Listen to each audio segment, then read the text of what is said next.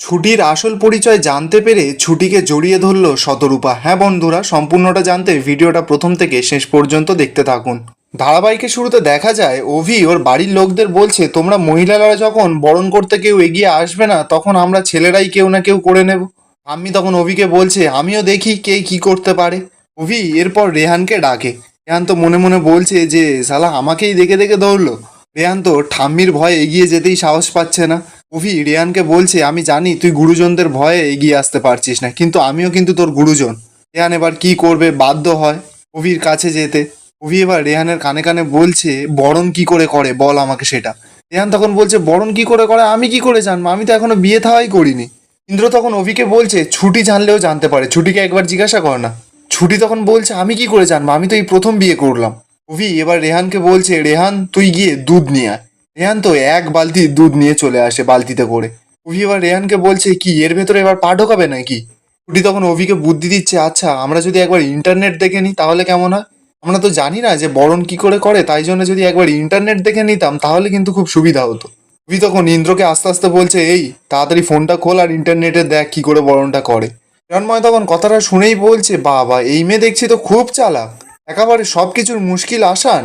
একটা এত বড় অন্যায় করেছে তারপরেও মুখে কথা ফুটছে। ছুটি তখন বলছে, না না আমাকে ভুল বুঝবেন না, এতটা সমস্যা চলছে তো তাই জন্য আমি একটু সমাধান দেওয়ার চেষ্টা করছিলাম আর কি। এদিকে ইন্দ্র তো ইন্টারনেট দেখে নিয়েছে। ইন্দ্র এবার ইন্টারনেট দেখে অভিকে বলছে, এবার আমি সমস্তটা বুঝতে পেরে গেছি কি করে বরণ করে। প্রথমে একটা গোল পাত্রে দুধটাকে ঢালতে হবে, তারপর আমাদের লাগবে একটা সাদা থান। অভি তখন শুনে বলছে, ঠিক আছে তাহলে থান কাপড় আনার ব্যবস্থা কর। অভির বোন ঈশা এবার অভিকে বলছে যে, তাহলে তুই ঠাম্মির কথাও শুনবি না তাই তো? অভি তখন বলে, আমি আগেও বলেছি আবারও বলছি, আমি ছুটিকে ভালোবাসি, আর এই বিয়েটা আমি ভালোবেসেই করেছি। অভির এই সমস্ত কথা শুনে বাড়ির সকলে তো রেগে মেগে ওখান থেকে চলে যায়। শুধু ওখানে থেকে যায় অভির সেই ছোট্ট বোন আর অভির মা। অভি ওর ছোট বোনটাকে ইশারা করে বলছে যে আর কি লাগবে বরণ করতে।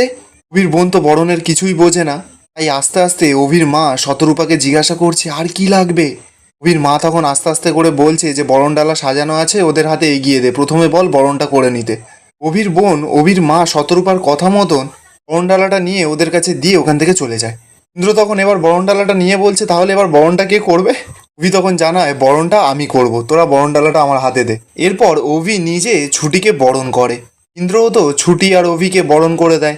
ইন্দ্র তো এবার ছুটির গৃহপ্রবেশের জন্য সাদা থান আর একটা পাত্রে দুধে আলতা নিয়ে আসে, আর ছুটিকে বলে দুধে আলতাতে পা দিয়ে ঘরের ভেতরে ঢুকতে। ছুটি তো এবার ডান পাটা দুধে আলতার মধ্যে দিতে যাবে, তখনই অভির মা ছুটিকে থামিয়ে বলছে, ডান পা প্রথমে না, আগে বাঁ পা। অভি, ইন্দ্র, ছুটি সকলে তো কথাটা শুনেই পুরো চমকে যায়, হাঁ করে ওর মায়ের দিকে তাকিয়ে আছে অভি। আসলে শতরূপা অভির ওপর যতই রাগ দেখাক না কেন, নিজের ছেলের বউ বলে কথা, তাই জন্য ছেলেও দিতে পারছে না, মন থেকে মেনে নিয়েছে কিন্তু রাগ দেখাচ্ছে। এরপর ছুটি তো প্রথমে বাঁ পাটা ফেলে গৃহপ্রবেশ করে নেয়। শতরূপা তো দূর থেকে দাঁড়িয়ে দাঁড়িয়ে চোখের জল ফেলেই যাচ্ছে। ইচ্ছা করছে ছেলের কাছে গিয়ে ছেলের বউকে বরণ করে নিতে, কাছে টেনে নিতে, কিন্তু কিছুই করতে পারছে না। এরপর শতরূপা আর কষ্ট সহ্য না করতে পেরে ওখান থেকে চলে যায়। ছুটি কাপড়ের ওপর থেকে হাঁটছে আর মনে মনে বলছে, একটা সই করে যে আমি কি বড় ফেঁসে গেলাম কি জানি, একটা গোটা পরিবারকে কষ্ট দিয়ে আমি ঘরের ভেতরে ঢুকছি, এটা তো হোক আমি কখনোই চাইনি। ছুটি এবার অভিকে বলছে যে, আপনি কেন আমাকে সবটা জানাননি, আপনি তো আগে সবটা আমাকে জানাতে পারতেন। অভি তখন ছুটিকে বলছে, প্রথমত আপনি আমাকে বলবেন না, সকলের সামনে তুমি বলে ডাকবে। দ্বিতীয়ত, যদিও আমি তোমাকে সমস্ত কিছু জানিয়ে দিতাম, তাহলেও কি আমাদের কাছে সেকেন্ড অপশন কোনো কিছু খোলা ছিল? অপরদিকে দেখা যাচ্ছে ঠাম্মি তো ঘরে গিয়ে খুব কান্নাকাটি করছে, বলছে যে আমি অভি দাদু ভাইয়ের থেকে কোনোদিন এরকম আশা করিনি। অভির বাবা তখন ঠাম্মিকে বলছে, মা তুমি এতটা ভেঙে পড়ো না, আমাদের না এখন সমস্তটা খুব শক্ত হাতে হ্যান্ডেল করতে হবে। আমাদের জানতে হবে অভি কেন এরকম একটা কাজ করলো, আর ওই যে মেয়েটা ও কেন এই উদ্দেশ্যে এখানে এলো আমি সেটাই জানতে চাই। আমি তখন অভির বাবাকে বলছে, আর কি বাকি আছে জানা বোঝা, আমি কখনো ভাবতেই পারিনি যে অভি পরি দিদিভাইকে ছেড়ে ওই মেয়েটাকে ভালোবাসবে, তাকে আবার বিয়েও করলো, তাহলে ওর এত বছরের অপেক্ষা আর আমার প্রতিজ্ঞা সব কিছু মিথ্যে হয়ে গেল। শতরূপা এরপর ঠাম্মিকে বোঝাচ্ছে, বলছে, মা তুমি কিন্তু এরকমভাবে অধৈর্য হয়ে পড়লে হবে না, তোমার কিন্তু শরীরটা খারাপ করে যাবে। আচ্ছা যা হবার তো হয়ে গেছে, এখন তার কিছু করার নেই। ঠাম্মি তো কথাটা শুনে খুব রেগে যায়, বলছে, কি কি বলছোটা কি তুমি, যা হবার হয়ে গেছে মানেটা কি, এত বড় অন্যায় আমি মেনে নেবো? আমি কখনো এটা চুপ করে মেনে নেব না, আমি কোনোদিন এই বিয়েটাকে মানি না।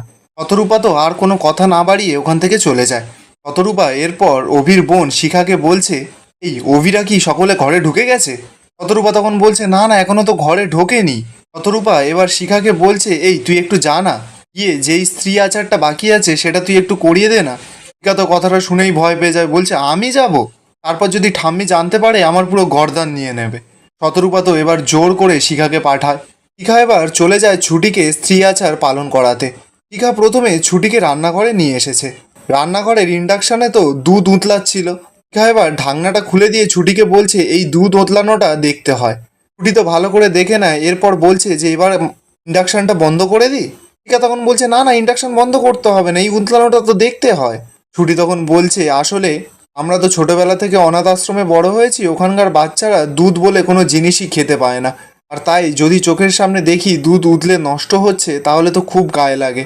এরপর ছুটির এই সমস্ত কথাগুলো উপর থেকে শতরূপা দাঁড়িয়ে দাঁড়িয়ে সমস্তটা শুনছিল। শতরূপা তখন চুমকির কথাটাও ভাবতে থাকে যে চুমকির এত লোভ ছিল, কিন্তু ছুটি তো তার থেকে অনেক ভালো। শতরূপা তখন মনে মনে বলছে, দুটো মেয়ের মধ্যে কিন্তু বেশ পার্থক্য আছে। এরপর শিখা একটা কৌটোতে ভরা চাল আর একটা কৌটোতে ভরা ডাল নিয়ে এসে ছুটির সামনে ধরে।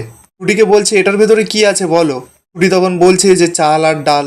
শিখা তখন বলছে, এরকম বলতে নেই, বলো ভরা চাল দেখলাম আর ভরা ডাল দেখলাম। তো ছুটি তো সেরকম কথা অনুযায়ী বলে। ঠিক তখনই দেখা যায় কোথা থেকে যেন একটা শাঁখ বেজে ওঠে। শতরূপা তো শাঁখের শব্দটা শুনেই চমকে যায়, বলছে যে এই সময় কে শাঁখ বাজাচ্ছে? ও পাশের বাড়ি থেকে শাঁখ বাজাচ্ছে তো। বাহ, খুব সুন্দর, মেয়েটা ভাঁড়ারে ভরা চাল ডাল দেখলো, বিয়ের আচার পালন করছে, আর সেই সময় শাঁখ বেজে উঠলো। এত শুভ মেয়েটা, এ তো বড় শুভ ইঙ্গিত। ঠাকুর, তোমার যে কি লীলা, তুমি কি যে চাইছো আমি সত্যিই বুঝে উঠতে পারছি না। একদিকে মা অভির বাবা গোঁ ধরে বসে আছে যারা এই মেয়েকে মানবে না, আর একদিকে অভি আর এই মেয়েটা। উফ, মা হয়ে যে আমি এখন কোন দিকে যাই। এরপর সমস্ত নিয়মকানুন শেষ হয়ে যেতেই অভি তো ছুটিকে নিয়ে ওর ঘরে আসে। ছুটি তো প্রথমে অভির ঘরে ঢুকতে সাহস পাচ্ছিল না, কিন্তু অভি গিয়ে ছুটিকে বলছে, আপনার ভয় নেই, আপনি ভেতরে আসতে পারেন। এরপর ছুটি তো সাহস করে অভির ঘরের ভেতরে ঢোকে। অভি এরপর ছুটিকে বলছে, এটা আমাদের দুজনের ঘর। ছুটি তখন বলে ওঠে যে আগামী 1 বছরের জন্য মাত্র। অভি তখন কথাটা শুনে রেগে যায় ছুটির ওপর, বলছে, আপনি এটা আমাকে কেন বলছেন? আমি কি ভুলে যাই নাকি আপনার মতন? ছুটি তখন বলছে, হ্যাঁ, আপনার ভুলে যাওয়ার রোগ আছে। আচ্ছা, আপনি একবারও বললেন না যে আপনার আজকে এনগেজমেন্ট ছিল, তাও আবার চুমকির সঙ্গে। আপনি হঠাৎ করে আমাকে এখানে নিয়ে এসে এরকম একটা পরিস্থিতির মধ্যে ফেলে দিলেন। চুমকি না আমার বোনের মতন, ছোটবেলা থেকে আমরা একসঙ্গে বড় হয়ে উঠেছি। আজকে আমার জন্য ওর এত বড় একটা ক্ষতি হয়ে গেল। অভি তখন ছুটির কাছে গিয়ে বলছে, আপনার কি সত্যিই মনে হয় যে আপনার বন্ধু এই চুমকিকে আমি ঠকিয়েছি? আপনার সত্যিই মনে হয় যে আমি ওকে কথা দিয়ে কথা রাখিনি, ওকে বিয়ে করিনি? ছুটি তখন অভিকে বলছে, তাহলে আপনি এতটা বড় একটা জঘন্য কাজ কেন করলেন? আমি তো নিজের চোখেই নিজে ছোট হয়ে গেলাম। এই বলেই তো ছুটি দাঁড়িয়ে দাঁড়িয়ে কাঁদছে।